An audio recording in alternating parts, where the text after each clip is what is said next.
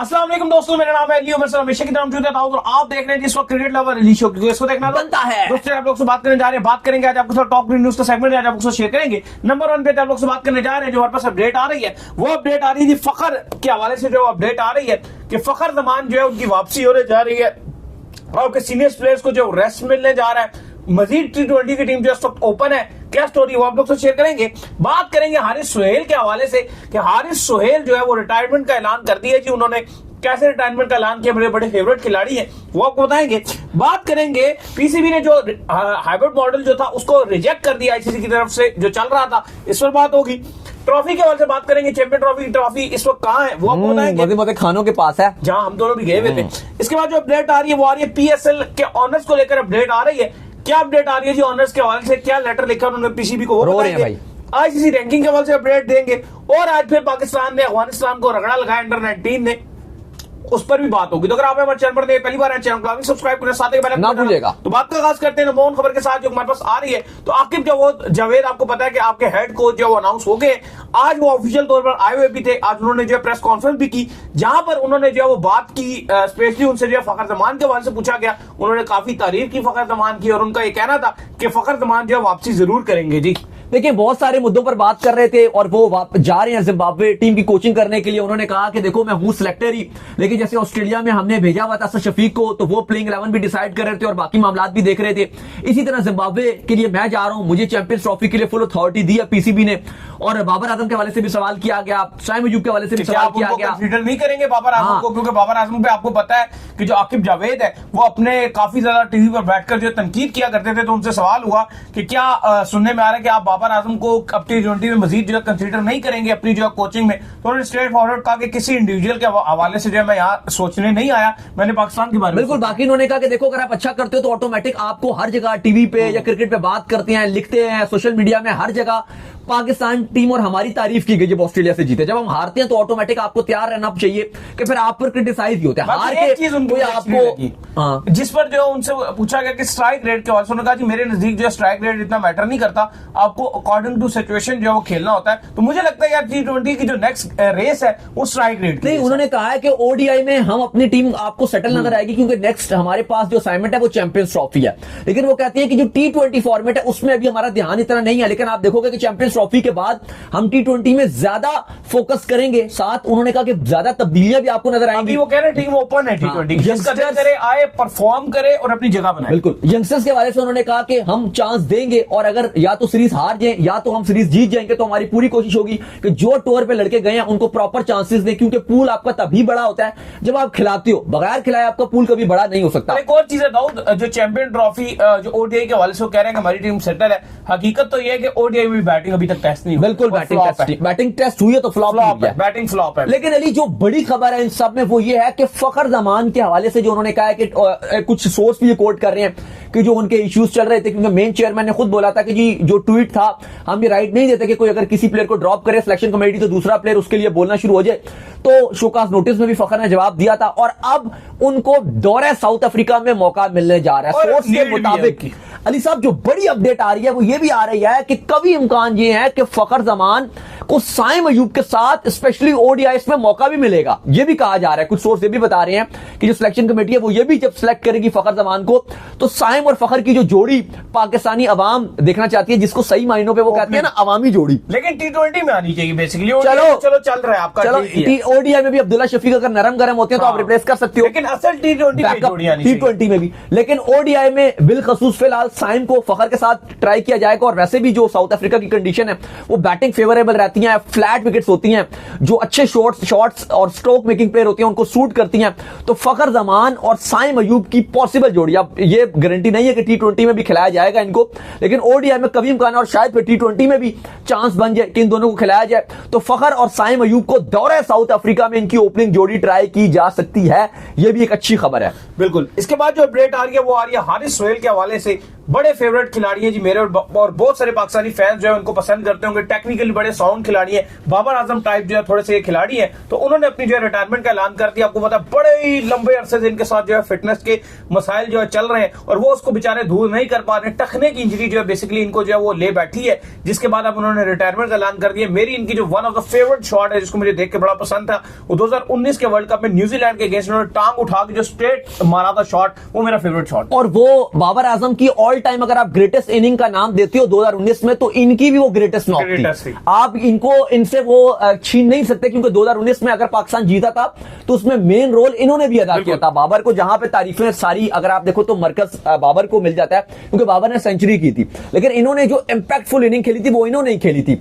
2013 में इन्होंने अपना ओडीआई डेब्यू किया था अगेंस्ट वेस्ट इंडीज। 2013 में ही इन्होंने T20 डेब्यू किया था, लेकिन 35 साल की उम्र में अनफॉर्चुनेट रहा कि जो उनका टखना था वो इंजरी से ये दो चार रहते थे। इन्होंने बहुत बार ऑपरेशन करवाया, फिर टीम में चांस मिलता था, फिर इनको वो इंजरी हो जाती थी। फिलहाल इन्होंने आज अनाउंस कर दिया कि तमाम टेस्ट की क्रिकेट से रिटायर्ड हो गए। 45 ओडीआईस में इन्होंने पाकिस्तान की नुमाइंदगी की है, और मजे की बात यह है कि लगभग इनकी 45 ही की एवरेज है, जो 5th मोस्ट हाईएस्ट एवरेज है किसी भी पाकिस्तानी बल्लेबाज की। अली साहब, जिस तरह का हारिस सोहेल का कैरियर रहा है, मेरे ख्याल से तो इनको भी खेलना चाहिए था, क्योंकि पाकिस्तान को भी इनकी जरूरत थी। लेफ्ट हैंडर मिडिल ऑर्डर बल्लेबाज थे, लेकिन फिटनेस मसाइल आपको याद होगा कि 2023 में भी इनको फैसला किया गया था कि वर्ल्ड कप में लेके जाया जाएगा, और पाकिस्तान ने जो न्यूजीलैंड की सीरीज थी उसमें इनको स्क्वाड में भी रखा गया था, लेकिन उस सीरीज में ये अनफिट हो गए, फिर इनको हटाया गया। फिर इवन जो उसके बाद रिकवर भी कर गए थे, लेकिन फिर इनको स्क्वाड में नहीं रखा गया। इसके अलावा ये 10,000 रन इन्होंने फर्स्ट क्लास में बनाए हैं 52 की एवरेज से। इसके अलावा अगर आप हारिस सोहेल की बात करते हो तो कमाल किस्म की, सॉरी हारिस सोहेल, माफ कीजिएगा, हारिस सोहेल की अगर आप बात करते हो, जो इनकी स्टैट्स हैं, इनकी जो एवरेजेस हैं, अच्छा शायद आफरीदी ने इनको बड़ा सपोर्ट किया था। अगर आप देखो थ्रू आउट वो प्रेस कॉन्फ्रेंसेस में, प्रेजेंटेशन में इनका नाम लेके, बाकायदा तौर पर इनका नाम लेकर इनको बड़ा सराहते थे, और अभी तक वो इंटरव्यूज में कोई बात होती है हारिस सोहेल की तो वो बात करते थे कि बाबर आजम के साथ हारिस सोहेल को भी मौका मिलना चाहिए।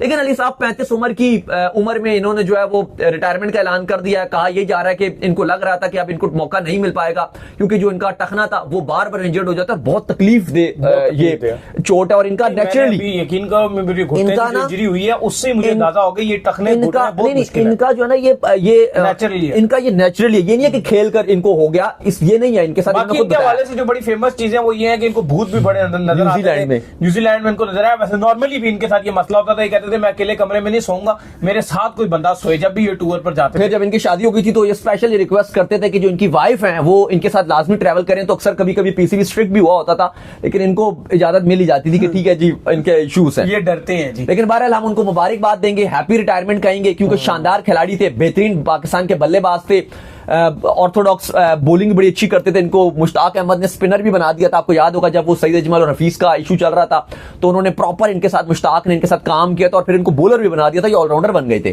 इसके बाद जो अपडेट आ रही है वही आ रही है कि पीसीबी ने, जो आपको पता है कि हार्वर्ड मॉडल जो चल रहा था, जो पिछले शो में भी हमने आपको बताया था, उसको पीसीबी ने रिजेक्ट कर दिया है। अगर ग्रुप अलग भी बनते हैं और चैंपियन ट्रॉफी हार्वर्ड मॉडल पर जाती है, फिर भी पीसीबी इसको एक्सेप्ट नहीं करेगा। देखें, हमने अभी पिछले शो में आपसे बात कर रहे थे कि आईसीसी ने ब्रॉडकास्टर्स के सामने जो 2 ग्रुप्स अलग अलग बनाए हैं, सेपरेट ग्रुप, और उसमें बात यह किया कि पाकिस्तान अलग, इंडिया अलग होगा, इंडिया को वहां भेज देंगे अलग ग्रुप के साथ। इस पर स्टार ने कहा था इंडिया पाकिस्तान के बगैर तो हमें मंजूर ही नहीं है। तो इस पर अपडेट यह आ रही है कि जो चेयरमैन मोहसिन नकवी, उन्होंने कहा कि इस तरह का कुछ भी होता है तो पीसीबी नहीं मानेगा, पीसीबी किसी किस्म के हाइब्रिड को नहीं मानेगा। इस पर आईसीसी और इवन बीसीसीआई और आप स्टार तो सबसे ज्यादा ही आप कह लो कि तफ्शीश में इस पर रहेगा, क्योंकि पाकिस्तान क्रिकेट बोर्ड ने ऑलरेडी कहा हुआ है कि अगर ये चीजें इस बार अगर खिलाफ हुई तो ऑलरेडी पाकिस्तान क्रिकेट बोर्ड ये कह चुका है कि फिर हम फ्यूचर में इंडिया के साथ किसी भी इवेंट में नहीं खेलेंगे। अगर इंडिया ये स्टैंड लेता है कि पाकिस्तान नहीं आ रहा जो वहां पे चल रहा है, तो पाकिस्तान क्रिकेट बोर्ड ने भी कहा हुआ है कि फिर हमारा भी एक स्टैंड होगा और हम इसके ऊपर अड़ जाएंगे कि सिर्फ इंडिया से पैसे नहीं बनते, इंडिया पाकिस्तान के मैच से बनते हैं। तो फिर हम भी स्टैंड लेंगे कि हम इंडिया के साथ ना ही हम 2025 के एशिया कप में खेलेंगे, तो फिर एशियन क्रिकेट काउंसिल भी भाड़ में जाए। फिर उन्होंने कहा कि T20 वर्ल्ड कप 2026 जो आपने हमें कहा श्रीलंका में खेल लेना, इंडिया बेशक आप मत जाना, वहां भी आप इंडिया पाकिस्तान तो रखोगे ना, हम वो भी बाइकआउट कर देंगे। 2029 की चैंपियंस ट्रॉफी 27 में, 28 में, 31 में, कहीं भी आप कहोगे हम इंडिया के साथ खेलेंगे ही नहीं। तो फिर बना लो आप पैसे। तो ये भी एक बहुत ही कंसर्निंग साइन है।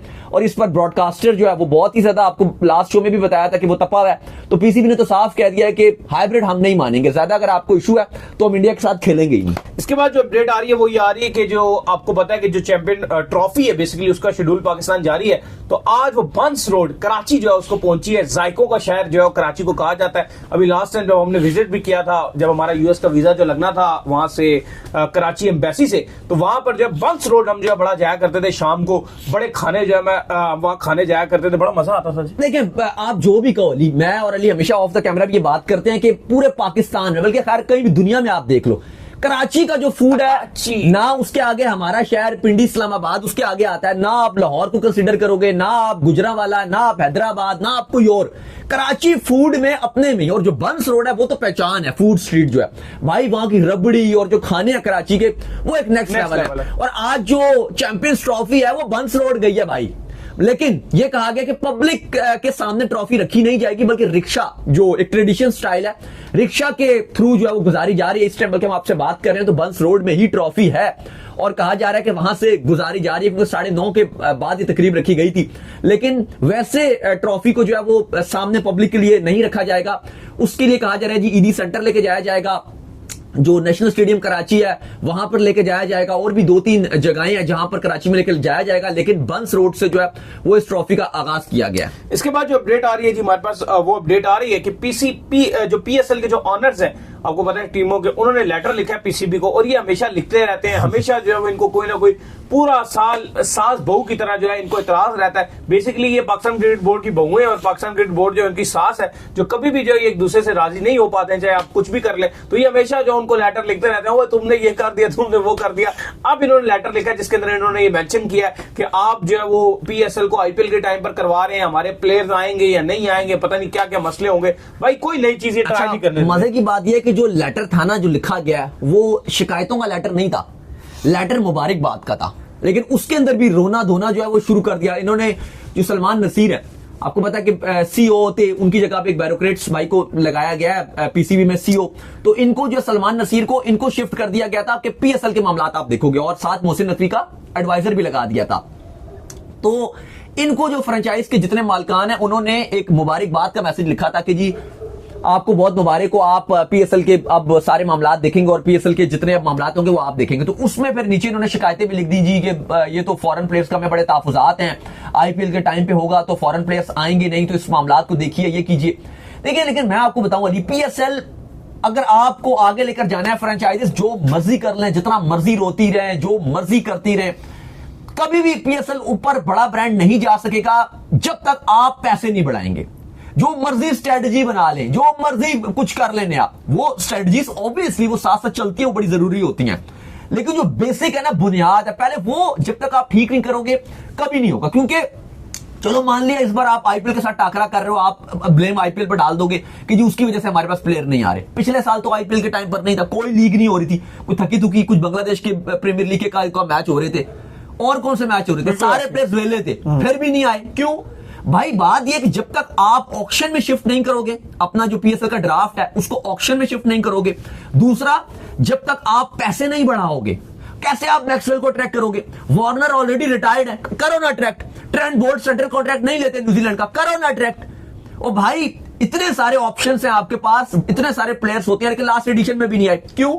सब खिलाड़ियों का मौका एक ही था कि भाई पैसे बहुत कम है, इतने कम पैसे हैं कि हमें समझ नहीं आ रहे। आपकी फ्रेंचाइजीज को जब बोलो पैसे बढ़ाओ, पीसीबी जब कहता है वो कहते हैं नहीं। इवन इस बार तो पीसीबी ने कहा है कि आपके जो पैसे हैं खिलाड़ियों को देने वाले उसमें हम कंट्रीब्यूट कर देते हैं। इतना बुरा वक्त आ गया कि पीसीबी इनको कह रहा है कि हम कंट्रीब्यूट कर देते हैं। तो भाई ये जितना मर्जी रोते रहे कि पीएसएल ऊपर नहीं जा रहा, असल में डुबाने वाले भी पीएसएल को यही लोग हैं। ये जितने ऑनर्स हैं, ये जो फ्रेंचाइज चला रहे हैं, इनके जो डायरेक्टर्स हैं, ये जो लोग भी हैं, आप जितने इनके ओहदेदार हैं, असल में पीएसएल को डुबाने वाले यही लोग हैं। बिल्कुल।